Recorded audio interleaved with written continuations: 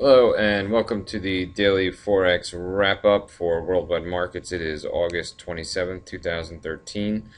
We're going to start with the euro dollar. Not much to really say about the euro dollar other than the fact that we're seeing a lot of chop, not a lot of direction. There's not really much that I'm looking to trade. We talked about this at the end of last week. Just as far as general overall uptrend, as you see, we're kind of leveling off. We peaked out, and I want to see if it's either going to get above the 34.50 level or we're gonna push back down. So I'm still waiting for this to make a direction, make a move.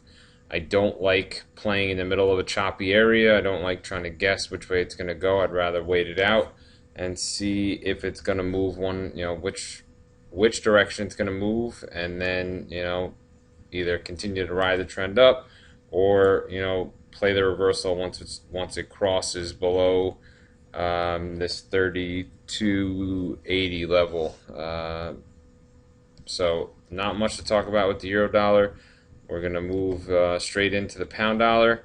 You can see that we hit the resistance level at 57.50 roughly last week, and we're starting to pull back. I definitely like this still to the short side.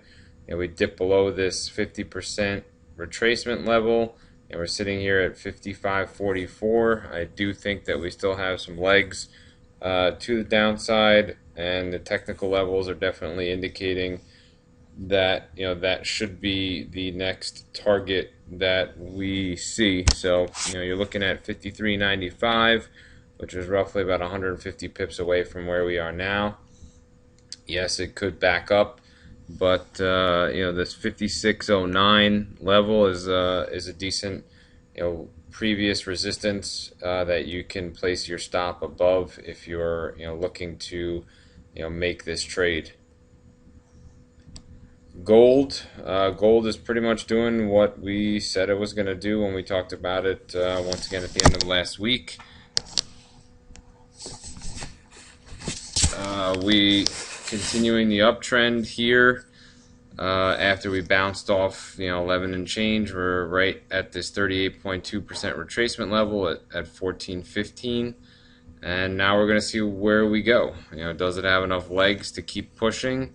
Or are we going to see it give some back? I would like to see it make a significant break above 14.15 before I continued my long positions. I do think that we will see some pullback and some profit taking before we may return to some of the levels that we saw earlier in the year in the 15 and 1600s. Let's jump into some different currency pairs and take a look just to kind of see what's going on across the market. We've been following this symmetrical triangle on the dollar yen, and we talked about this as it was approaching this line. It fell in line, pretty much bounced right off of it and is peeling back. If we get a dip below 97, I'm going to look for it to pretty much come to this trend line at 96.40, 96.50, and we're expecting it to pinch itself in this area before we see a breakout one way or the other. And based on time and schedule, you never know, it could be next week when we have non-farm payroll. So definitely something that you want to keep your eyes on as this symmetrical triangle continues to form. And you should be able to find some good trading opportunities within the dollar yen. And last but not least, we'll take a quick look at the dollar CAD. We had been seeing some dollar strength here, and we got all the way up to 105.95 before it pulled back. And then we had a run similar to that, and then we're kind of peeling off. We feel that this will continue to head to the downside based on what's going on with oil. And you keep this in mind at the 102.50 level as far as the midpoint of a very large double top.